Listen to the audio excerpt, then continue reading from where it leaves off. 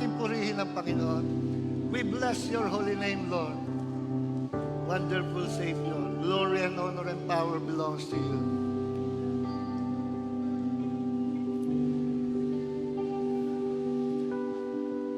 Gloria Garakilabos Sunday. We praise you kay Tiglaw Cobramanda. Kagalakan mula sa iyo'y kalakasan ko. Ang nais ko'y manahan sa presensya mo. Buong puso, lakas, isip at kaluluwa, Panginoon, minamahal kita. Kagalakan mula sa iyo'y kalakasan ko. Ang nais ko'y manahan sa presensya mo. Buong puso, buong lakas, isip at kaluluwa, Panginoon, minamahal kita. Ikaw ang aking buhay at pag-asang tunay.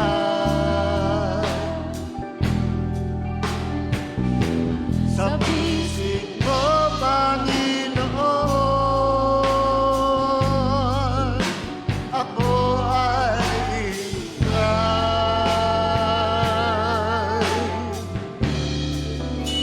Tamis ng iyong pag-ibig. Yes, Lord. Nadarama langit, langit. Sa piling mo, Panginoon, kailanman di ko magpapalit. For the last time. Oh, ikaw ang aking buhay at pag-asang tunay. Tunay. Sa bisig mo, Panginoon, ako ay ihimlay.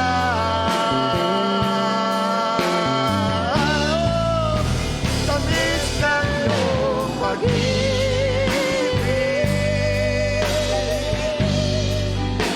nadarama langit. Sa piling mo, Panginoon, kailanman di ko magpapalit.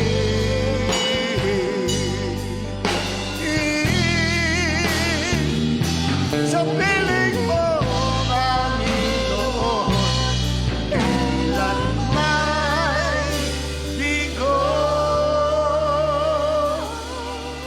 magpapalit.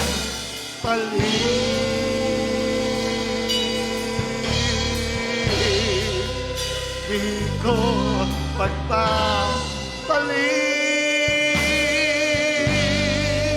Hallelujah. Los que tiran a los enviaron de alma. Thank you, Jesus. Panginoon, maraming po salamat sa umagang ito. Pinupurit, pinasasalamatan, niluluwalhati namin, walang iba kundi ang dakilang pangalan ng aming Diyos. Diyos na nagkatawang tao, namatay at muling nabuhay upang kami magkaroon ng buhay na walang hanggan. You paid the price of our sins by your precious blood. At ngayon kami po'y ligtas sa iyong piling. At sinabi mo wala makamag-aalis sa amin sa iyong kamay. Panginoon, maraming po salamat sa dakilang kaligtasan pinagkaloob mo sa amin. Ito'y biyaya mo, Panginoon. Maraming po salamat. Panginoon, minsan pa sa umagang ito, we will immerse ourselves not only in your presence, but in your living word. And your word is alive. At habang pinapakinggan at sinasampalatayan namin, ang aming puso mapupuno ng pananampalataya. For faith comes by hearing Him by the word of God. Your word is life. Your word is spirit. We will be filled with your spirit, with your presence, with your life. Salamat, Panginoon. And all glory and honor belongs to our Lord God and Savior, Jesus Christ. Amen, amen, amen. Praise God. Nakakaupo na po tayo. Tinanggal ko na muna itong aking face mask. Malayo naman ako sa inyo kasi sumasabit hindi magkahigi. Natatanggal yung microphone. So, purihin ang Panginoon at madami-dami tayo ngayon, ano?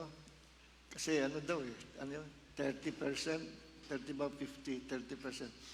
So, praise God sa malaya pa rin pagsamba natin sa Panginoon, paglilingkod, at ito naman nakaraang panahon na hindi tayo makapagtipon-tipon kasi it's for our own good. No? Hindi natin pwedeng sisihin ang gobyerno natin, hindi natin pwedeng sisihin sino man sapagkat ang tanging layunin nila ay maging safe tayo. No? At kaya medyo hiligpitan talaga. Kasi nga, talagang killer yung coronavirus na yan. Killer yan. Dati, hindi airborne. Ngayon, airborne na. Kasi nag-mutate na raw. Naging G614. Tapos ngayon naman, naging, ewan ko ano na naging ngayon. Pero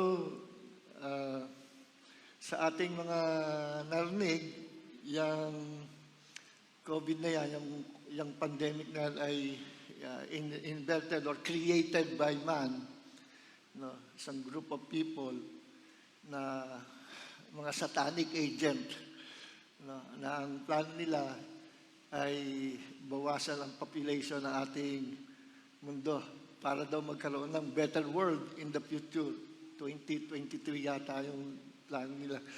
So kung totoo man yan o hindi, ang Panginoon na nakakaalam. Ano, yan yung mga balita lang. Ngayon, pinapractice ba natin ang alcohol, social distancing, mask, face shield. No? Kasi yan ang utos sa atin. Dapat naman sundin natin. At ang mga Pilipino, compare sa mga Amerikano, masuno rin. Mga Kristiyanong Pilipino. Kasi referring to Christian, sa Amerika, medyo nagkakagulo ngayon kasi ang mga Kristiyano doon ay pinipilit mag-gathering without face mask, hindi nila pinapractice social distancing, at binabawalan talaga sila ng county nila o ng government nila. At talagang lumalaban pa sila, lalabanan nila sa court. Yung church ni John MacArthur ay magpapay ng napakalaking halaga dahil inalaw sila ang only church sa California na inalaw na mag-fellowship sa loob ng building. Kasi sa Amerika, pwede mag-fellowship outside the building. No? Outside the building. Bay, okay na yun, maluag yun. No? Pero ayaw ni John MacArthur, ni John MacArthur, katwiran niya, ay hindi safe sa labas. Nandiyan HIV, nandiyan ang coronavirus. So, mas safe sa loob ng building. So, nangako siya sa authority na i-observe nila yung face mask, social distancing. Pero kaso, nag-worship sila, nakita ko sa YouTube, hindi sila gumamit ng face mask, social distancing, at sinabi pa nila na, we're now gathering together again without face mask. Naku, patay ka ako. Ayun, di kakasuhan sila ng ano. Tapos, pero linalabanan nila. At sabi ni John MacArthur, ang paniwala, hindi ito sa Diyos. At walang makakapigil sa pagtitipon sa Panginoon. Walang makakapigil. Ang feeling nila, persecuted sila.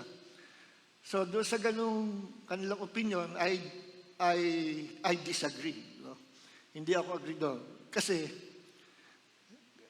siyempre, common sense naman, mayroon virus na kumakalat eh. Ang tanging gusto lang ng gobyerno, kahit anong government sa iba't ibang bansa, ang safety, kaligtasan, laban sa killer na virus nito. No? At hindi natin masasabing we are being persecuted. Hindi persecution ito. No? Ito ay safety ng lahat ng tao. Kaya no wonder kung ba't America number 1 na tinamaan ng maraming victims ng COVID. No? Maging sa mga private na gathering, pag sila-sila lang, minsan may mga video na nilalabas. Diba? Minsan wala nang suotan ng which is very dangerous. Kaya ngayon nangyari, yung church ni John MacArthur, isa sa pinakamalaking church sa Amerika, sila Baptist sila. I think Calvinist sila na Baptist. Ang ginawa ng gobyerno, talagang lumaban din ang hindi na nirenewed yung parking lot o parking space na nirerentahan nila ng ilang taon na. Hindi na nirenewed. No?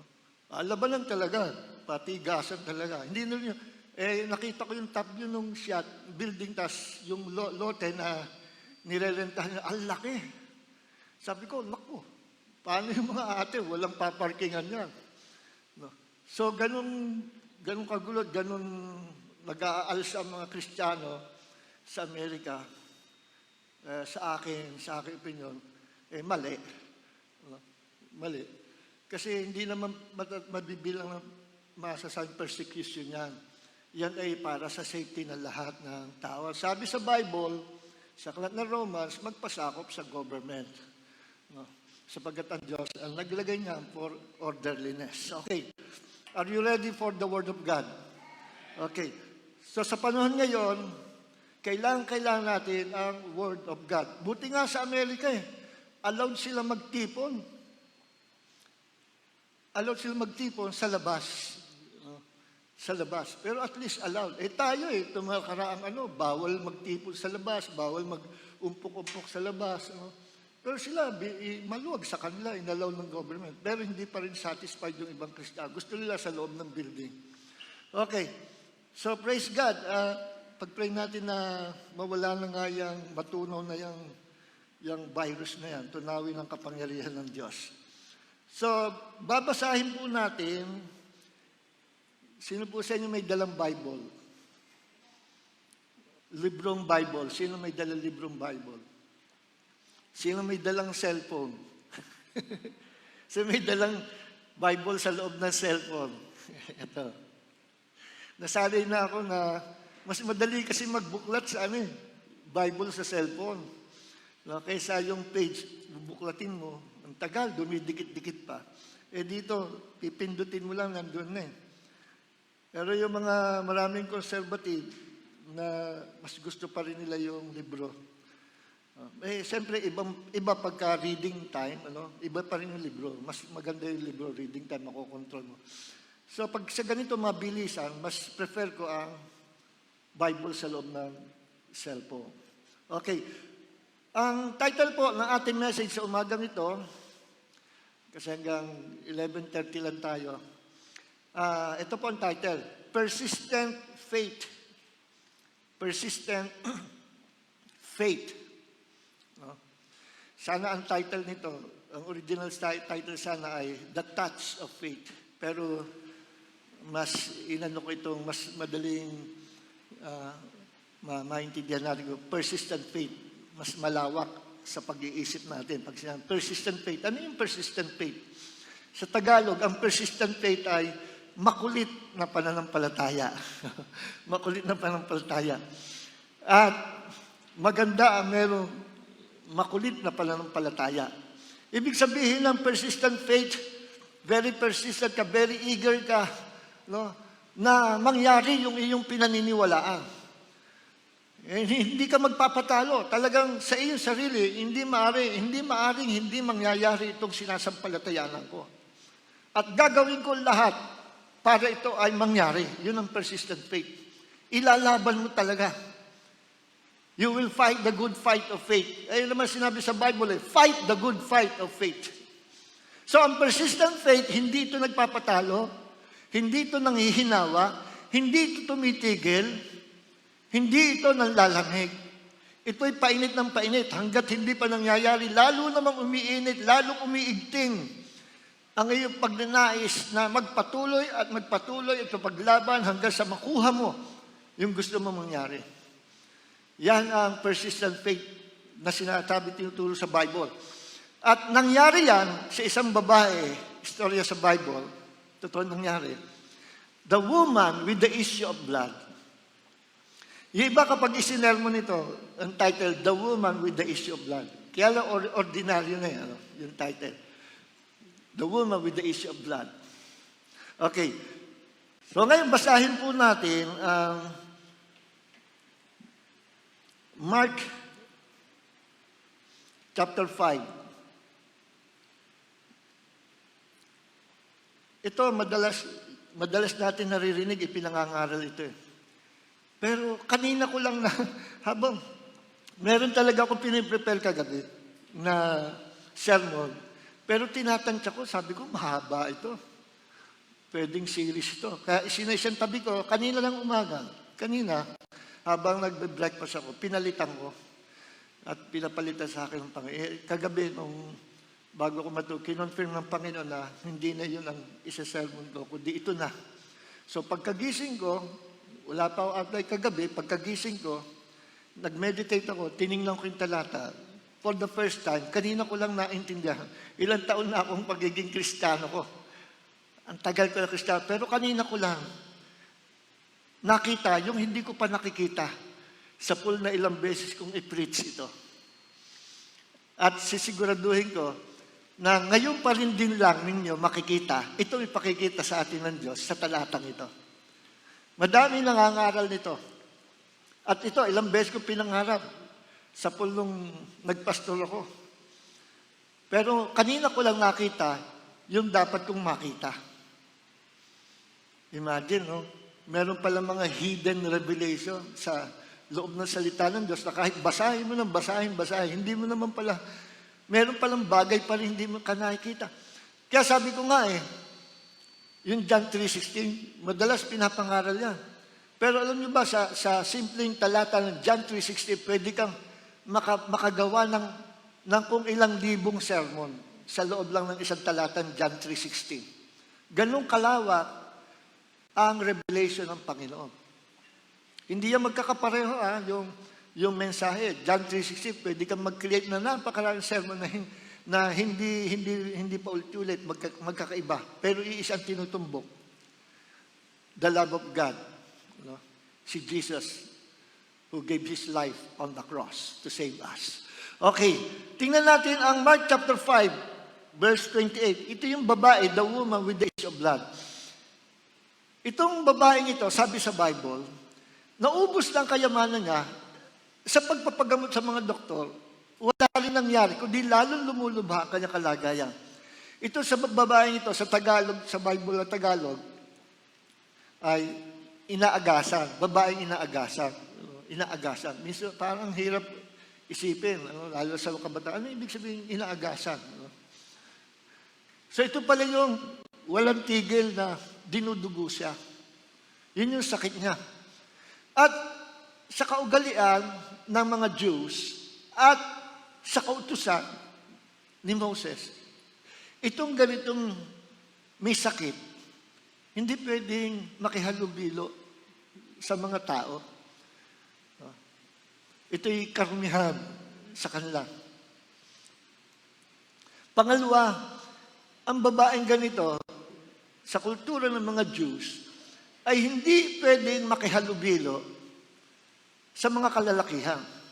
At usually, kapag nagkakagulo ang mga tao sa kalsada, at si Jesus pinagkakaguluhan dahil miracle workers sinusundan na napakaraming tao. Maraming gustong gumaling, tumanggap ng himala. Pero, makikita nyo yung grupo nagkakagulo. Puro lalaki yan. Kasi sa kultura ng mga Jews, bawal makihalubilo ang mga babae, lalo na sa mga kalakihan. Pwede pa siguro kung puro mga babae siya, pero yung gano'n, bawal.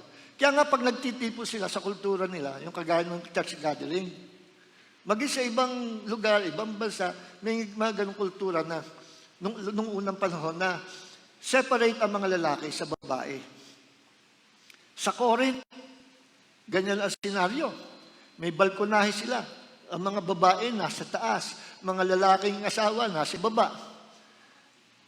Kaso, sa kultura ng mga Jew, sa kultura rin ng mga ibang lahi noon, ang mga babae noong unang panahon, hindi pinag-aaral, mga illiterate. Mga illiterate. Ang libangan lang nila, kwentuhan, tismisan.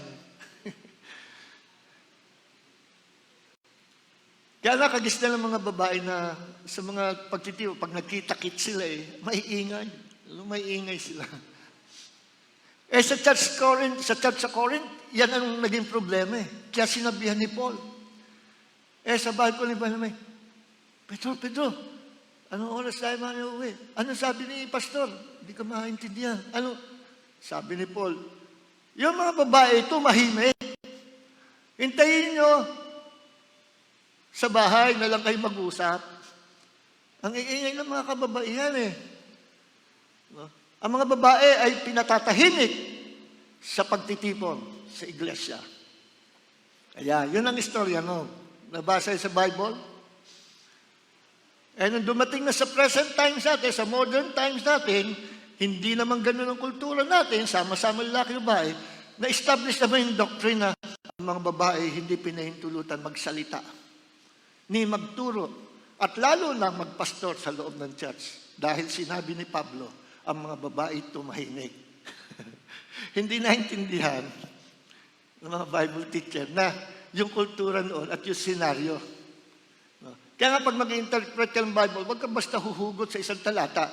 Number 1 rule ng biblical interpretation or hermeneutics, context, the rule of context. Yung mga talata sa itaas, talata sa ibaba, context yun. Huwag kong gagawin ng doctrine yung isang talata. So, babasahin mo pareho. Tapos, titingnan mo, ano yung kultura, ano yung setting noong time na yun. So, ganun sa Corinth, iba ang setting. May balcony sila, malayo, mga babae, may screen pa. Okay, hindi yan ang topic natin. Punta tayo dito. So, ganun din, sa kultura ng mga Jew, hindi pwede makilubilo ng mga babae. Kaya itong babaeng ito, the woman with the issue of blood, nandun lang niya sa bahay. Malungkot ang buhay niya. Wala na siyang future. Hindi na siya malaya na makalabas. Hindi siya malayang makihalubilo. Malungkot ang buhay niya. Naubos lang kayamanan niya sa pagpapatingin sa iba't ibang mga doktor. So, helpless na siya at hopeless. Pero isang araw, narinig niya, nabalitaan niya, na si Jesus ay nagpapagaling. Nabalitaan na itong Jesus na ito, maaring ito ang Kristo, the Messiah, the coming Messiah na ipinarapisay sa Old Testament. And I believe itong babaeng ito, mga kapatid, naniwala siya na itong si Jesus na gumagawa ng himala, ito mismo ang Messiah. Kasi sa bandang huli ng mga talata, babasahin natin mamaya, binibigyan ko kayo ng malawak agad na pangunawa para madaling maintindihan.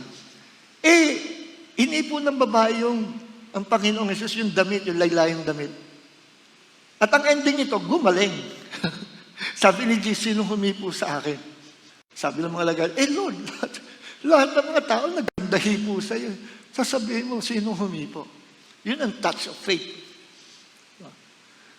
Ngayon, tingnan natin ito, itong eksena ito. Nakita niyo na kung ano yung beginning at ending ng sermon. Makakauwi na kayo lahat. Lilinawin pa natin. Marami pa tayong makikita. So, sabi ni Jesus, sino humipo sa akin? Hindi lahat na nagsihipo sa kanya, gumaling. Hindi lahat. Sino yung humihipo kay Jesus? Gumagaling. Kasi may mga eksena na rin ganyan. Bago pa dito sa babae, may mga ganyang eksena na noon.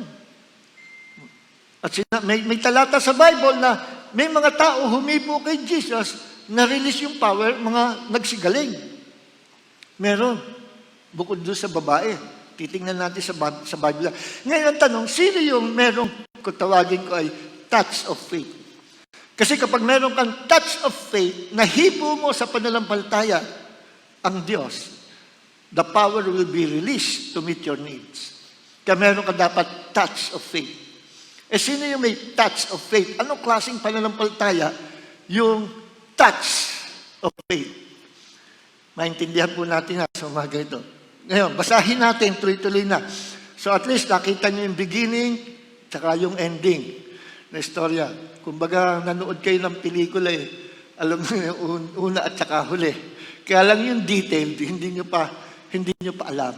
Okay. Basahin natin, pamula verse 28 ng Mark chapter 5 hanggang 34. Pinili ko itong sa Net Bible. Net Bible. Isa sa mga mapagkakatiwalaan ding Bible translation, modern translation. Verse 1, Mark chapter 5, verse 28 pala. Verse 28, naglakdawan natin yung ibang talata. Verse 28 hanggang 34. Yan. Teka. Mas maganda i-forward pa natin sa context. Verse 25. Mag-start tayo sa verse 25. Now a woman was there who had been suffering from a hemorrhage. Hemorrhage ang ginamit na salita sa Net Bible. Hemorrhage for 12 years. Ang tagal, 12 years. She had endured a great deal under the care of many doctors and had spent all she had. Yet instead of getting better, she grew worse. When she heard, ano sabi? She heard, narinig niya, ang alin? About Jesus, she came up behind him in the crowd and touched his cloak.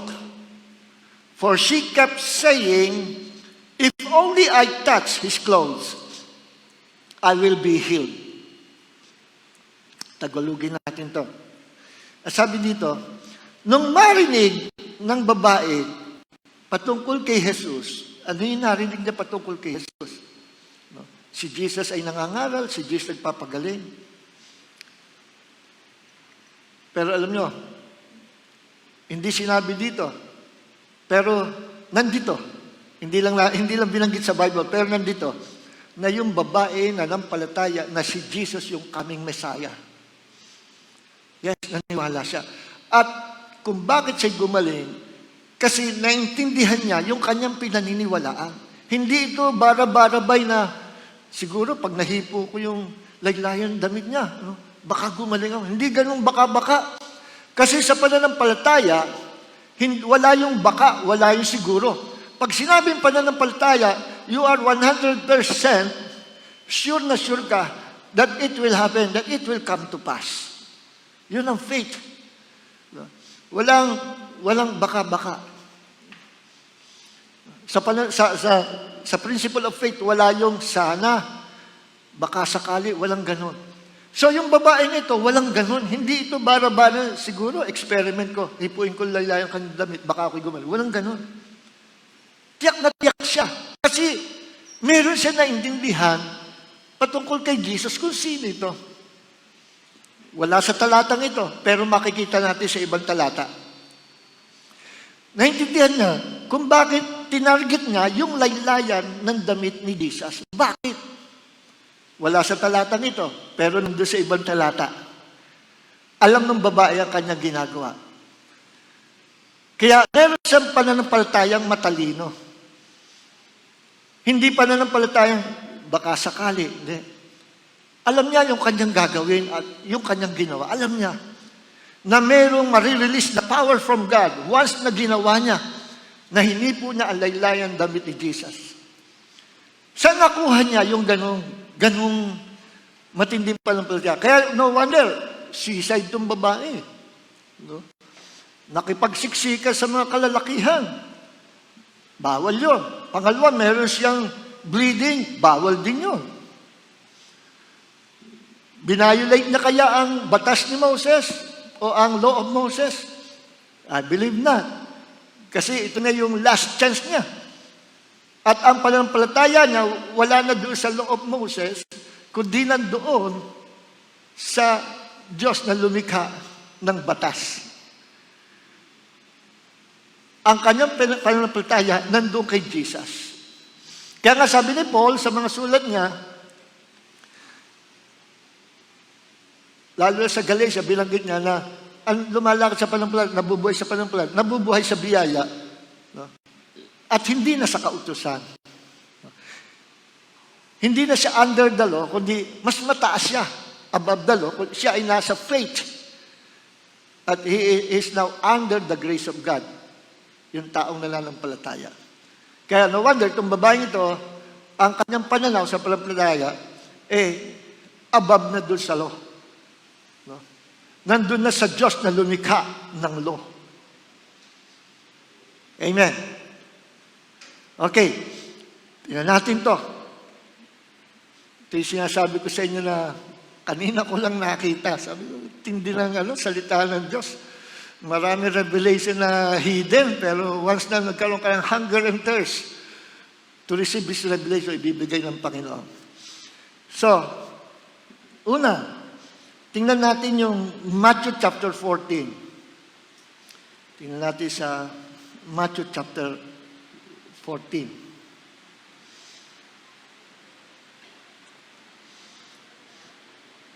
Verse 36.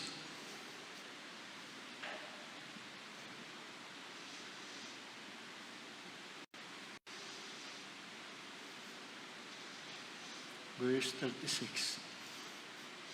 Ito.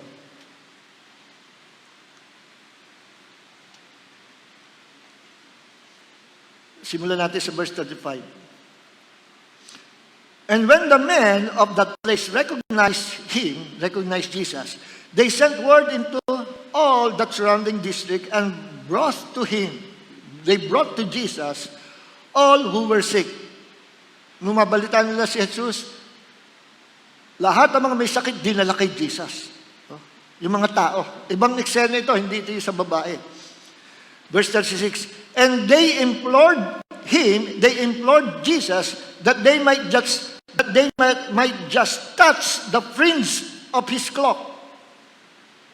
Nakiusap sila na mahipo man lang nila yung laylayan ng damit ni Jesus. Again, ba't yun na lamang laylayan ng damit ni Jesus? And as many as touched, it were cured. At doon sa karamihang humipo sa laylayan ni Jesus, nagsigaling.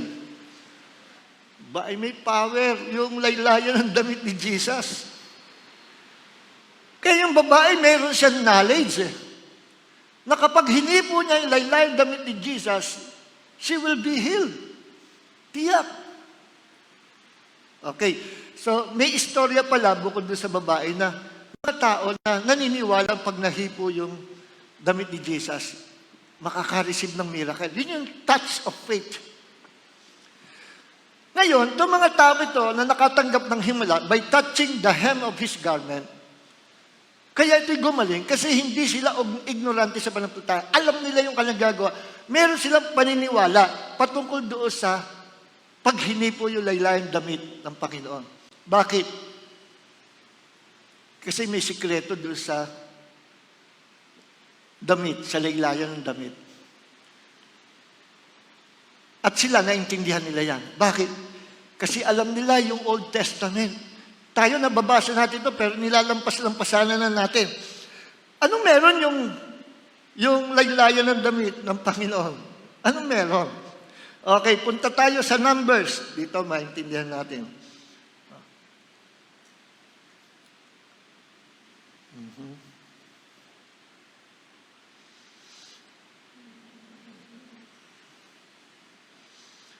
Numbers chapter 15.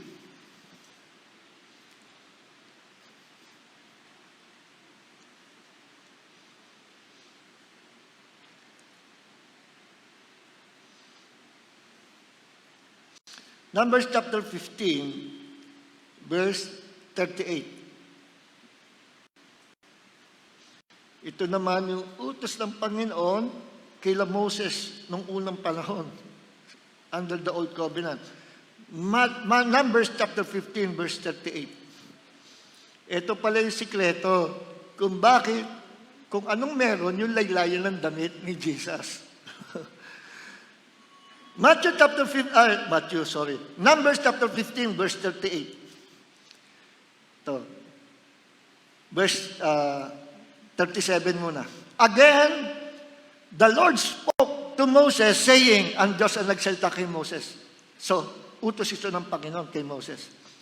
Again, the Lord spoke to Moses saying, speak to the children of Israel, tell them to make tassels. Alam niyo yung tassels?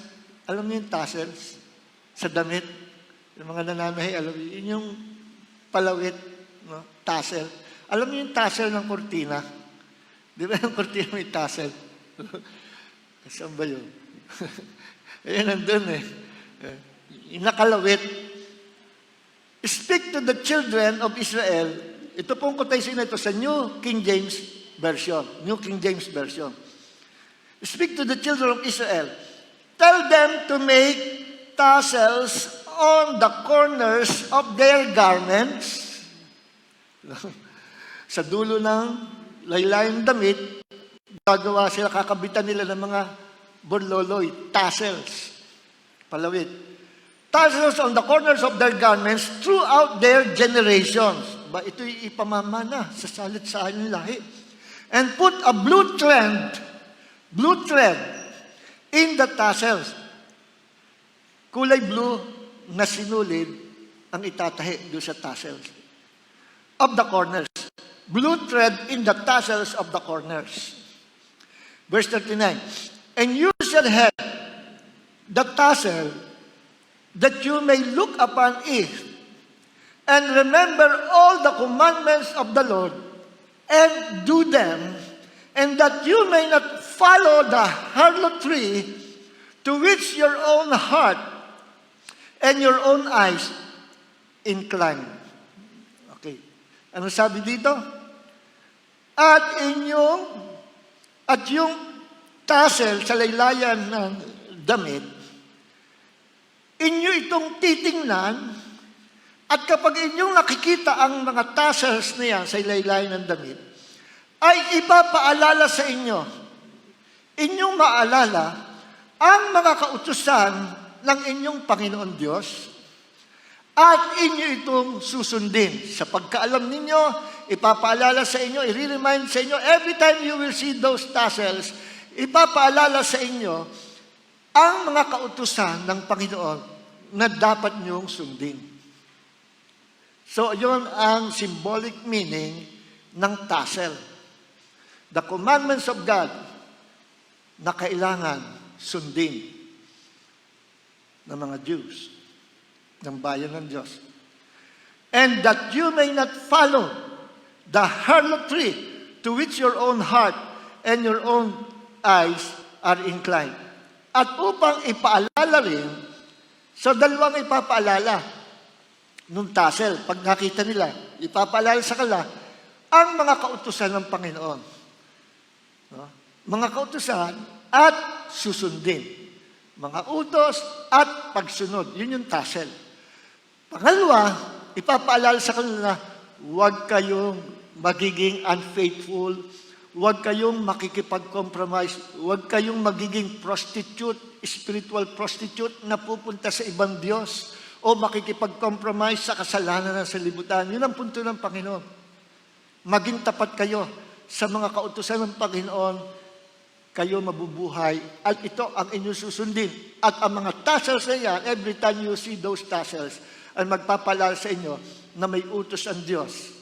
Kautusan na susundin at paalala rin, huwag kayong sa sideline sa kasalanan, magsa-sideline ng kasalanan, huwag kayong makikipag-compromise, huwag kayong magiging patutot or prostitute, spiritual prostitute na kayo ay sisinsay sa kasalanan o sa mga bagay ng sanlibutan na karumal-dumal sa Panginoon. So, yun yung tassel na ikinakabit sa laylayan ng damit. No? Tingnan natin verse 38, verse 38.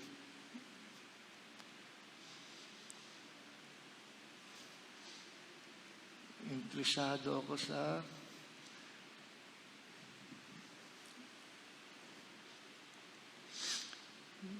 King James fringes, yung tassel, na sa Hebrew word, ito ay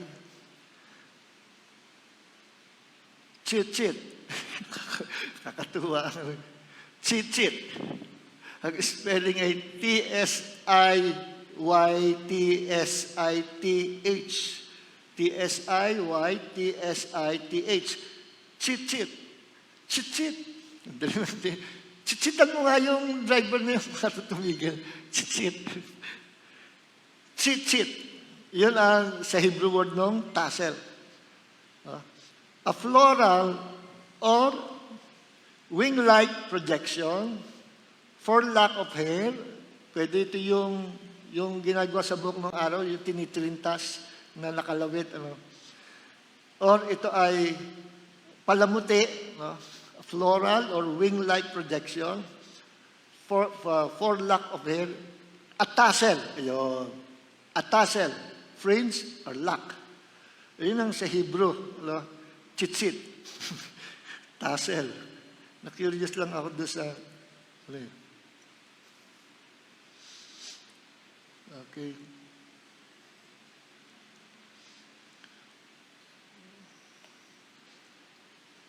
Ngayon,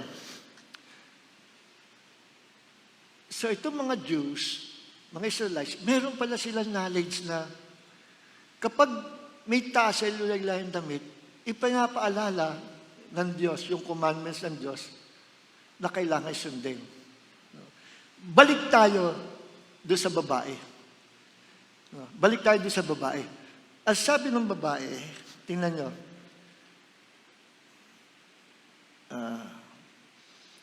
may ginawa pa yung babae kung bakit na-release yung faith o yung power kay Jesus. Balik tayo doon sa woman with the issue of blood. Mark chapter 5, verse 28. Sa Net Bible, kasi pinili ko ang Net, kasi sa iba-ibang translation ng Bible, dalawa lang yung nakita ko, na ito yung salin. Itong Net Bible at saka yung Amplified Bible na classic. Na ganito ang salin. For she kept saying, sa modern translation, for she thought, sapagkat kanya naiisip, for she thought. No? Sa modern translation, marami, nagkakaisa sila. Pero dito, meron din ba translation yung for she said, parang gano'n.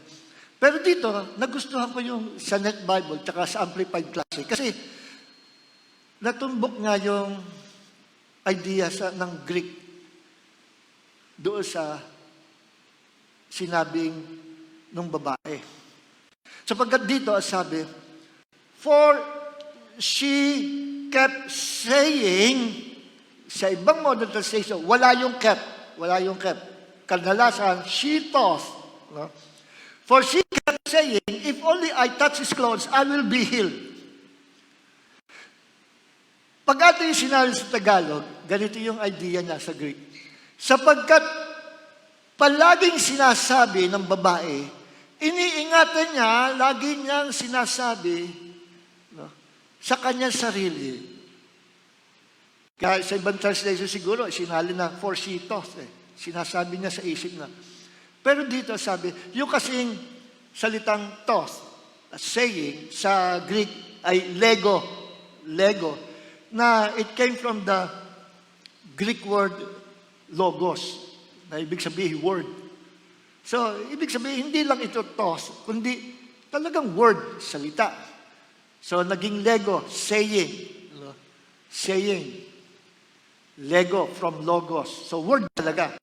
So, mas tama yung salin na sapagkat kanya sinabi, hindi basta naisip. At merong salitang nakalagay na, for she kept saying. Pag sinabing kept saying, that means Paulit-ulit niya ito. Sinasabi. Iniingatan niya yung kanya naiisip na yon na lagi niya sinasabi sa sarili niya. Sinasabi, for she kept saying,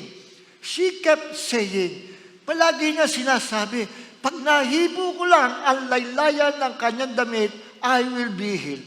Pag nahipo ko lang ang laylayan ng kanyang damit, I will be whole. Pag nahipo ko lang ang laylayan ng kanyang damit, habang wala pa tinitay niya ang pagdating ni Jesus, nandun na yung paulit-ulit niyang pinagbubulay-bulayan ang kanyang healing, paulit-ulit niya sinasabi, for she kept saying, kung mahipo ko lang ang laylayan ng kanyang damit, yung laylayan ng kanyang gamit, na nire-represent yung kautusan ng Diyos noong unang panahon sa Old Testament, na laylayan may tassel. Pag nahipo ko lang ang damit ng Panginoon, laylayan ng kanyang damit, I will be healed. Bakit? Ano nasa isip ng babae? Ito yung nasa isip ng babae. Alam ng babae, may knowledge siya na ipamana sa kanya na may utos ang Panginoon na laylayin damit, lalagyan ng tassel, at ang sino mang makakita noon, magpapaalala ng kautusan ng Panginoon. So sa pananampalataya ng babae, kung may tassel man o wala, yung laylayin damit ni Jesus, inimagine na yon, yung kautusan ng Diyos. So ibig sabihin, pag nahipon ng babae, kunyari akong babae, hihipuin ko yung laylayin damit ni Jesus na nagre-represent ng kautusan ng Panginoon, nagre-represent sa salita ng Diyos, na aking aabutin sa pananampalataya, na kapag inabot ko ang salita ng Diyos, ako'y gagaling. Sapagkat ang salita ng Diyos, itinuturing ko na utos ng Panginoon na dapat sundin. And I am willing to obey every word from God. Every word from God, I am willing to obey. Yun nasa puso ng babae. Kung mahihipo ko lamang ang laylayan kanyang damit, I will be healed. Nakaproject na sa isip ng babae na yung laylayan damit ng Panginoon nagre-represent sa kautusan ng Diyos na dapat sundin, nagre-represent sa salita ng Diyos. Kaya ang babae mayroong touch of faith kasi ang touch of faith niya ay touch sa salita ng Diyos. Kapag ang ating pananampalataya ay nasa salita ng Diyos, nasa sinabi ng Diyos, surely, 100%, God will release His power to meet our needs. Amen. Kasi usually, ang mga mananampalataya, alimbawa, may sakit tayo. Ang focus natin nandun sa, kailan kaya ako gagaling? Mukhang mamamatay na yata ako. Mukhang natamaan na yata ako ng COVID. Parang yung kapatihan natin sa sapat. 1 week siya na hindi lumalabas, malungkot. Ang nakikita niya, mamamatay na siya. Lumalapit yung mga anak niya, ayaw niya palapit, lumayo kayo. Ayaw niya lumapit sa asawa niya, sa mga anak niya. Kasi sa isip niya, naglalaro sa isip niya, nadali siya ng COVID. Nilalagnat siya. At malungkot siya. At nag-testify siya sa Bible study. Masaya na siya. Alam mo kung bakit? After 1 week yatang pagtitiis. Uy, layo kayo, huwag kayo lalapit sa akin. Nagpa-check up siya sa doktor. Ay, ordinaryo lang yung lagnat lang yan. Huwag ka matakot. Hindi ka nadala ng COVID. Yung pala, lagnat lang. Eh ngayon, pagka may fever ka, lumampas ng 37 yung temperature mo eh. Pag hihinalaan kang meron kang nadali ka ng COVID. You know? So, ganun yung babae. Kaya sa meron touch of faith, kasi ang pananampalataya na doon sa laylayan dami ng Panginoon, ay na-imagine niya yung salita ng Diyos na kanyang susundin, kanyang pamumuhay, at ilalagak niya ang kanyang pananampalataya sa salita ng Diyos. Kaya pag tumingin tayo, hindi sa sitwasyon, hindi sa karamdaman natin, hindi sa mga negative thoughts, kundi tumingin tayo sa sinabi ng Diyos sa Biblia. At ang pananampalataya natin nasa sinabi ng Diyos sa Biblia, God will meet our needs. He will release His power and He will do miracles para sa atin. We will receive miracle. Kapag ang faith natin nasa salita, nasa pangako ng Diyos, hindi sa sitwasyon na nakikita natin, hindi sa nangyayaring negative circumstances o situation sa ating buhay, kundi ang tingin natin nasa salita ng Diyos. Sabi nga ni, I think si Smith Wigglesworth nagsabi, I cannot be moved by what I see, I cannot be moved by what I feel, I can only be moved by the Word of God. Kasi pag tumingin ka sa nakikita mo sitwasyon, you will be defeated. Matatakot ka at ang faith mo manghihina, mapapalitan ng fear sapagkat tumingin ka sa negative circumstances or situation. Kaya sa pananampalataya, ang rule sa faith, huwag kang titingin, huwag kang maniniwala basta-basta sa negative situations sa iyong buhay. Ano man dilim, ang Diyos kasama natin at uutusin niya ang dilim na maging liwanag. Out of darkness, kikreate ang Diyos ng liwanag at tugon sa kadiliman ng ating buhay. Sabi nga, I think sa 2 Corinthians 5:7, for we walk by faith and not by sight. Ano nangyayari sa paligid natin ngayon? Hanggang ngayon, nandiyan pa rin ang COVID. Worldwide yan, buong mundo. May sakit ang buong mundo natin. Pero ibig ba sabihin, habang buhay, titingnan natin yung sitwasyon sa ating mundo? Siyempre hindi, titingnan natin ang salita ng Diyos. Anong pinapangako ng salita ng Diyos sa panahon na madilim sa buong mundo? Ang Diyos may pangako na hindi tayo pababayaan. Sabi nga sa Bible, many are the afflictions of the righteous, but the Lord shall deliver them all. Sabi sa Bible, sa Psalms chapter 5, verse 12, the favor of God will surround the righteous. Ang pabor ng Diyos ay babakod, papaligid sa matuwid na lingkod ng Diyos. Sino ang matuwid? Sino ang righteous men and women of God? Sino? Yung mga taong nabubuhay sa pananampalataya. Ang another word for righteous sa English ay just. Matuwid, just. At sinabi sa aklat ng Hebrew sa Romans, the just shall live by faith. Ibig sabihin, it is our nature and became part of our nature to live, to act, to walk, to think, to speak by faith. Nakikinig po ba tayo? Kalikasan natin yan. Yan ang way of life natin. Yan ang buhay natin. Naging part of our being to walk by faith. Kasi sabi, the just shall live by faith. Ano nangyayari sa paligid natin ngayon? Nakapanghihina sa pananampalataya. Pag binabasa ko yung ibang mga friends ko sa Facebook, nabasa ko yung mga hindi ko rin friends, madami nagsasabi, Lord, kunin mo na ako. Lord, kunin mo na ako. Lord, gusto ko na mamatay. Bakit? Sa sobrang hirap ng buhay. At sa sobrang hirap ng buhay, yung marami walang makain. Nakakaisip gumawa ng mga kalokohan. Extend lang po tayo ng konti. Gusto ko i-inform kayo. At sa Facebook, usong-uso ngayon, eto sabihin ko i-expose natin. Natatawa lang ako eh. Usong-uso ngayon, na kinukuha yung mga pictures ng mga magagandang babae. Yung mga gandang babae na hindi sikat, no? Pero marami silang thousands yung ano nila, yung mga likers ng page nila. At talagang magagandang babae. Yung hindi masyadong exposed. No? Kasi pag picture ng artista, halata na eh. Fake account niya, fake account. At itong mga pictures ng mga gandang babae, kinukuha nila at gumagawa sila ng account na iba ang pangalan.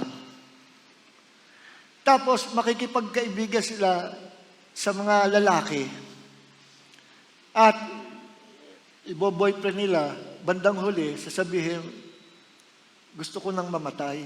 Bakit? Why? Sasabihin naman, may lalaking problema ko. Ano nga, hindi ko pwede sabihin. Sige na, sabihin mo na. Wag na. Sosolohin ko na lang ito. Sige na, ano problema? Malaki ang utang ko.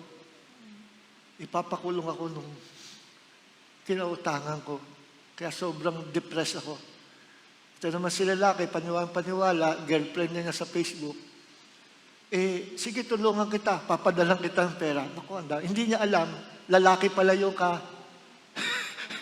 lalaki pala yung ka-textmate niya. Ginagamit yung mga picture ng mga babae.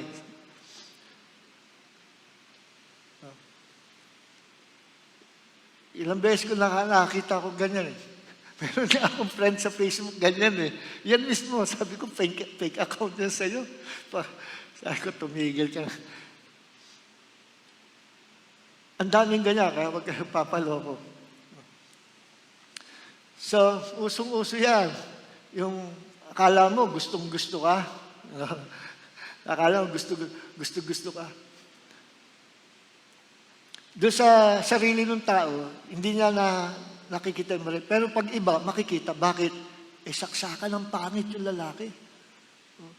Tapos sabi, I love you. Napaka-cute mo.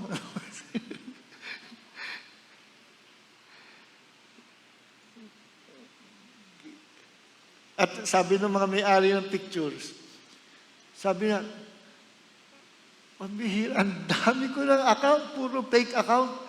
Meron pumunta sa akin na asawa ng lalaki. Bit ko raw, tinutok siya asawa. Sabi niya, wala akong kinalalaman dyan. Hindi ako yun. Yan, ganun po yan. So, praise God. Ay, sa hirap ng buhay. Ang daming ganyan. Tapos, meron pang iba-ibang mga scam. Iba-ibang scam. Meron pang tatawag sa'yo. Sabihin nung ma'am, sa ano po ito? Let's say, sa Converge po ito, pakipatay po muna ang cellphone nyo for 2 hours. At i-reactivate natin yung bagong system. Patay ka naman ang cellphone with 2 hours. Within 2 hours, biglang yung kamag-anak mo, tawag ng tawag sa'yo, yung nanay, tatay mo. Kasi may tumawag sa kala. Nasa aming kamay ang inyong anak. Kung hindi kayo magbibigay ng ganitong halaga, papatayin namin siya. Katunayan, hindi niyo siya makokontak dahil nasa amin ang cellphone niya. Tawag ng tawag yung nanay, tatay, hindi nga makontak. Ayun pala, pinapatay nung sindikato. Ma'am, pakipatay po muna within 2 hours dahil aming i-reset ang system. Ang dami na huli nga. So, iba-ibang huwag tayong magpapaloko. Maging matalino tayo, mga minamahal. Amen? Okay, balik tayo dito. So, yun po, kaya pala yung babae, nakapag-release ng na-release yung power ng Panginoon.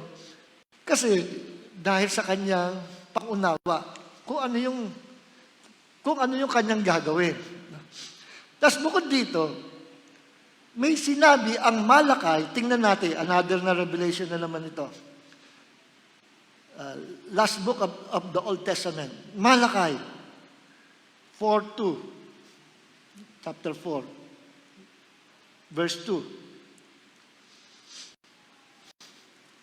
Po sabi. 4:2.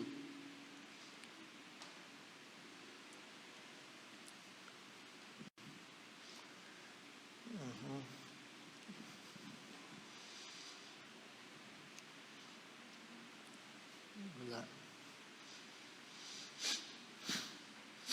Ito, Malakay chapter 4, verse 2. Ito po ang context ito, yung pagdating ng Messiah, ni Jesus. Okay. Pagkatapos ng judgment ng Diyos sa bayan ng Diyos, dahil matitigas ang ulo, nag-prophesy ang Panginoon. Basahin nga natin, pamula verse 1. Ito, surely the day is coming, it will burn like a furnace. all the arrogant, and every evildoer will be stumbled. And the day that is coming will set them on fire, says the Lord Almighty. Ito yung pagdating ng judgment ng Diyos. Not a root or a branch will be left to them.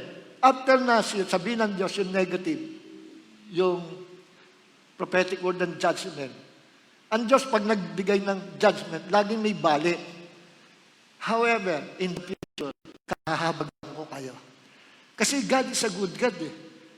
Gusto lang niyang tapikin, paluin yung matitigas ang ulo na kanyang bayan. Ayaw sunod sa kautos ng Panginoon. Then, may bali yung prophetic word ng Diyos sa verse 2. After na negative na prophecy, you'll be judged. Pero, ito naman, may positive naman, sinabi ang Panginoon. But for you who revere my name, sa mga matigas ang ulo, judgment. Pero sa mga matutuwid at sumusunod. But for you who revere my name, at para sa inyo naman, na nilirespeto, sumasamba, iginagalang ang aking pangalan. Anong pangalan binigay sa atin ng Diyos? Anong pangalan? Hindi nyo alam? Anong pangalan ating Diyos? Na nagligtas? Isabay natin. 1, 2, 3. Yun. So si Jesus ito. But for you who revere my name, the Son of Righteousness, the Son. Son na S-U-N, araw, hindi S-O-N. Ang tanong, ba't hindi Son S-O-N? May dahilan. Bakit araw? Ang araw ng katuwiran, the Son of Righteousness, will rise with healing in its race. No? In its race. And you will go out and frolic like well-fed calves. Then you will trample on the wicked. They will be ashes under the soles of your feet on the day when I act, says the Lord Almighty. So, sabi dito, pero sa mga kumilala sa aking pangalan, sa mga naglingkod, sumamba, gumalang sa aking pangalan, ito naman para sa inyo.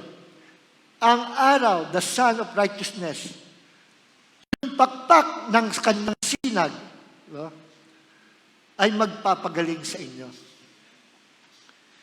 Healing, no, mula sa pakpak o yung rays ng sun. Bakit sun?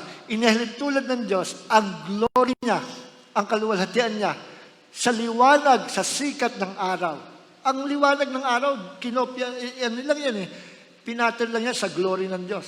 Pero sobrang liwanag glory ng Diyos.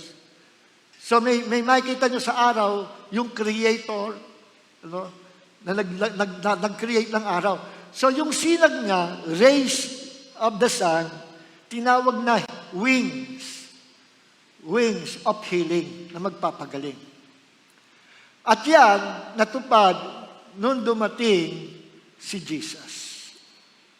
Kaya alam ng babae na ito na yung pinalapisay na kaming Messiah, na katulad ng Son of Righteousness na may daladalang kagalingan mula sa sikat ng araw, mula sa kanyang mga pakpak, merong healing. Yung healing wings ay metaphor, no?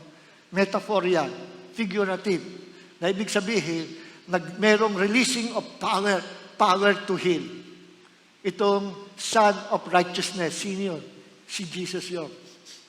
Si Jesus is the Son of Righteousness. Katulad siya sa araw na nagliliwan, ang kanyang pagdating, magdadala ng kagalingan. At nangyari yan, nakita ng Israel, kung paano si Jesus ay nagpagaling ng mga may sakit. So may knowledge yung babae. Ito yung sinasabi sa aming mga kasulatan. Kaya bilib na bilib siya sa Panginoong Jesus. No? Bilib na bilib siya dahil meron na siyang idea, may background siya. Okay. So, in the end, sabi doon sa, balikan natin yung talata natin, sa Mark chapter 5, dito tayo tatapos.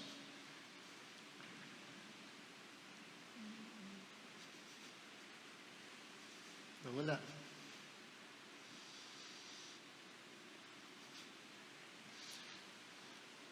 Mark chapter 5, verse 34. Sabi ng Panginoon, sabi ni Jesus, sinong humipo sa akin? Sabi ng mga alagad, Lord, lahat ng tao dikit-dikit sa iyo. Walang social distancing. Lahat humihipo sa iyo. Ang daming fans ni Jesus, ang daming humahanga sa Kanya.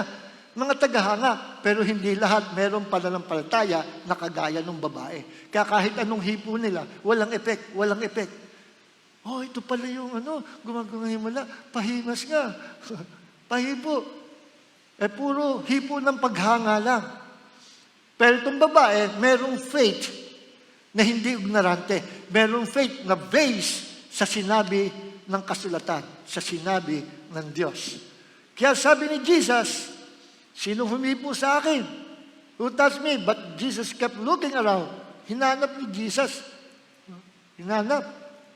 I believe, alam ni Jesus yung babae. Gusto lang ng Panginoon talaga lumapit sa kanya. Then, verse 33, then the woman, knowing what had happened to her, came and fell at his feet, and trembling with fear, told him the whole truth.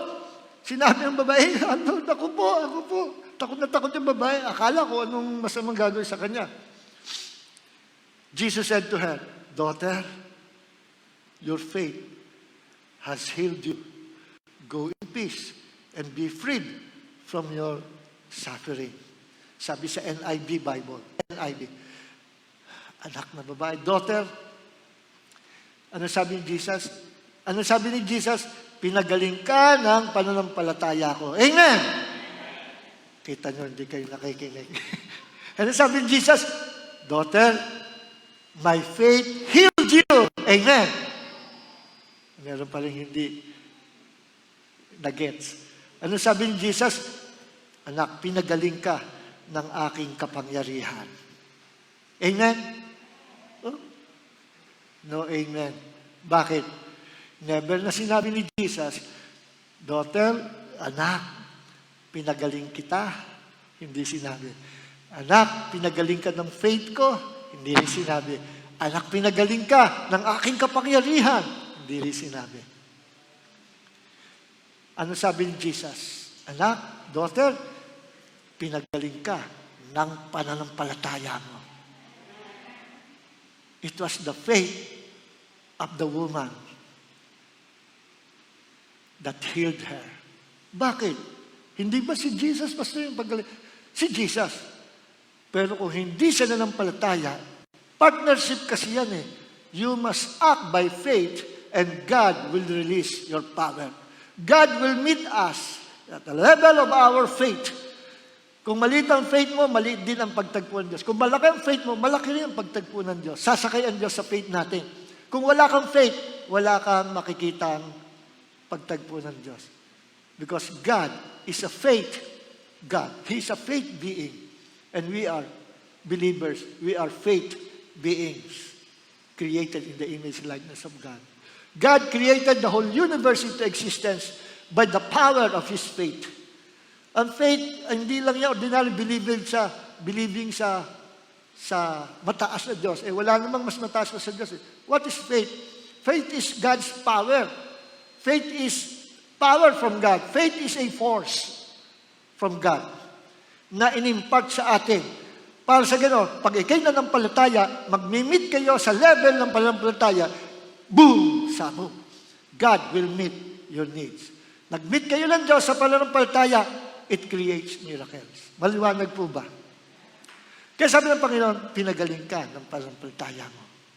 Actually, ang power to heal na kay Jesus. Pero ba't sinabi ni Jesus, pinagaling ka ng pananampalataya mo? Kasi ang nag-trigger ng releasing ng power at miracle ni Jesus ay yung faith ng babae. The touch of faith. Kaya, pag nilapitan natin ang Panginoon with the touch of faith, nilapitan natin siya sa pananampalataya, surely God will meet us on the level of our faith. Maliwanag po ba? Kaya kahit anong dilim na nangyayari sa ating buhay, huwag kang babase sa nakikita mong negatibo. Huwag kang babase na nangyayaring hindi maganda. Huwag kang basta maniniwala, ganito, ganyan, ang asawa ko, ganito, ganyan, ang anak ko, ganito. Huwag yung batayan mo. With God, all things are possible. Dalhin yan, pag-pray mo sa Panginoon, Lord, ang asawa ko, Lord, ang mga anak ko, Lord, ganito. And I believe, Lord, and I'm touching you by my faith. At ako'y naniniwala, something good is going to happen. Amen. Kaya purihin ng Panginoon, palakpakan natin ng Diyos. Hallelujah. Lord, maraming salamat. At we, the just, the righteous, will live by faith. Hindi kami makikilos ng mga problema, hindi kami makikilos sa mga karamdaman, hindi kami makikilos sa mga negative situations because our faith is on your word, on the word of God. Our faith is based on the word, on the promises of God. At hihipuin namin ang inyong salita sa pananampalataya and power will be released. Miracle we will receive, Lord. In the name of the Lord Jesus Christ, pagpalain mo bawat isa, Panginoon, nakatanggap na yung salita. Tayo po lahat tumayo. Hallelujah. Thank you, Jesus. Thank you, Lord. Hallelujah. Lord, purihin natin ang Panginoon. Thank you, Lord. Hallelujah. Gloria la voz setehida copramanda. Thank you, Jesus. To God be the glory. To God be the glory. To God be the glory for the things He has done with His blood. He has saved me with His power. He has raised me. To God be the glory for the things He has done. Just let me live my life. Let it be pleasing, Lord, to Thee. And if I gain any praise, let it go to Calvary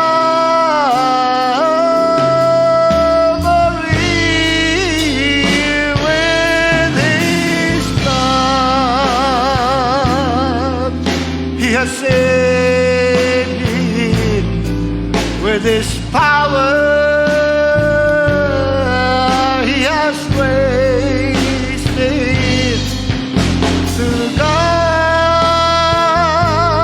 be the glory for the thing He has done, for the things He has done.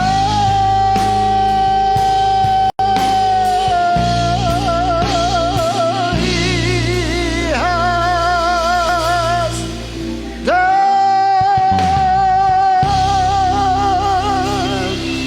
Everybody say hallelujah. Ang cielo magpaparamanda. Thank you, Jesus. Panginoon, maraming po salamat sa umaga ito. Pagpalain mo ang bawat sa mga kapatid. You will cover them with the power, by the power of your precious blood.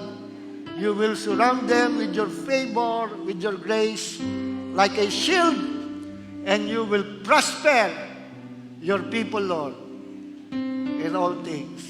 And in everything that they will do, they will prosper, they will succeed, and abound in your blessings. In Jesus' name, you are blessed. Amen. God bless you all. Amen. So, God bless you all.